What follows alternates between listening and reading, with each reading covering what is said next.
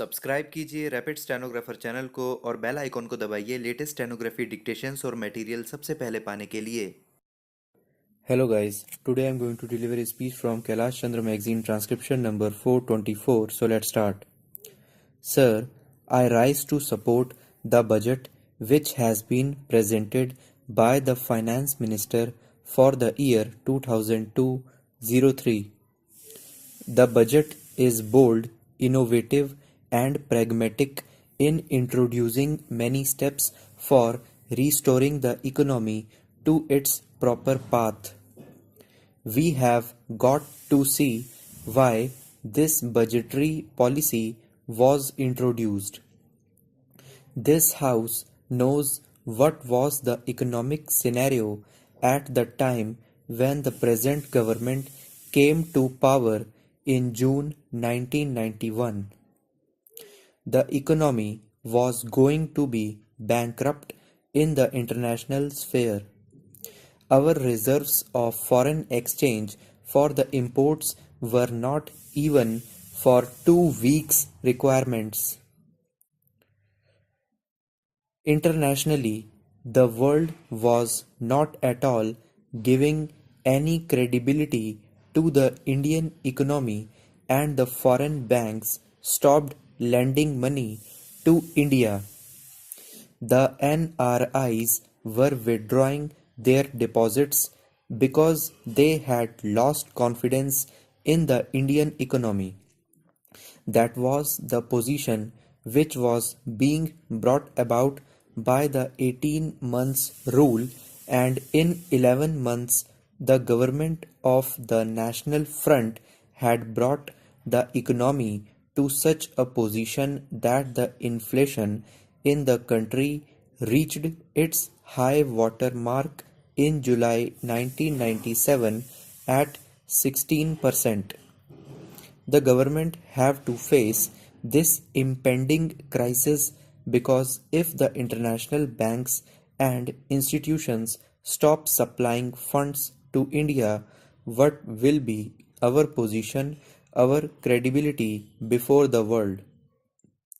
Faced with this situation, the government took the bold step of devaluation and took certain important immediate measures for restoring the economic strength and vitality of our country. The result is that his present position is that the foreign exchange reserves of our country have increased to rupees 12,000 crores.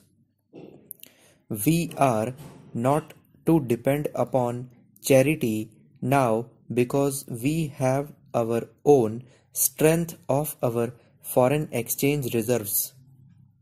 The inflation is arrested, it cannot be reduced overnight. Economic reforms cannot be made by the magic wand of only the finance minister. The budgetary policy only can create certain conditions to which economy has to respond, and the response cannot be made like the Aladdin's lamp overnight, and hence we have got to wait for the results of the policy which has been introduced by the finance minister. We have to see today what are the objectives that the government had in view for introducing the various measures, some of which are really innovative and beneficial to our economy.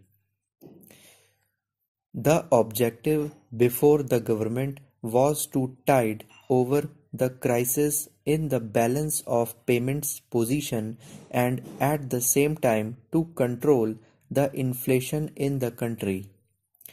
The twin objectives were achieved by the government by introducing our new industrial policy, monetary policy, trade policy, and fiscal policy as well. The budgetary policy reflects the economic philosophy, the fiscal policy of the government, and the government thought, and rightly so, that if the economy is to be restored from its impasse, one of the major objectives will be to liberalize the economy and to unshackle the economy from the cobwebs of bureaucratic control. It is precisely because of this reason that the new industrial policy, excepting in certain basic sectors, has now freed the economy from the licensing and other requirements which created artificial bottlenecks in developing the country on its own. The finance minister has introduced various measures to give relief to the different sectors of the economy. He has introduced a drastic cut in the rate of taxation. Today, there are only three slabs of income tax. The people whose income is up to rupees 50,000 are to pay 20%. The people whose income is between rupees 50,000 and 1 lakh are to pay 30%, and for above rupees 1 lakh it will be only 40% with a surcharge which, as assured by the finance minister, will continue only for 1 year. He has also raised the taxation exemption limit from rupees 22,000 to rupees 28,000. In other words, the small income groups will get a relief of rupees 6,000 as their tax exemption limit is increased. I would appeal to the finance minister to see whether this raising of the exemption limit will really give substantial relief to the middle or the lower income groups in our country. The finance minister has introduced a better liquidity on the basis of the recommendations of Narsimhan Committee. The liquidity ratio is to be reduced from 38% to 30%. It is a very welcome measure, for the commercial banks are not to keep much of their deposits locked up in unproductive investments. Now they have been released, and this will give encouragement to the investment in productive sectors. The finance minister has introduced a very important measure for dealing with inflation and evasion of taxes. He is giving encouragement for the gold bond which he will be introducing as he has announced.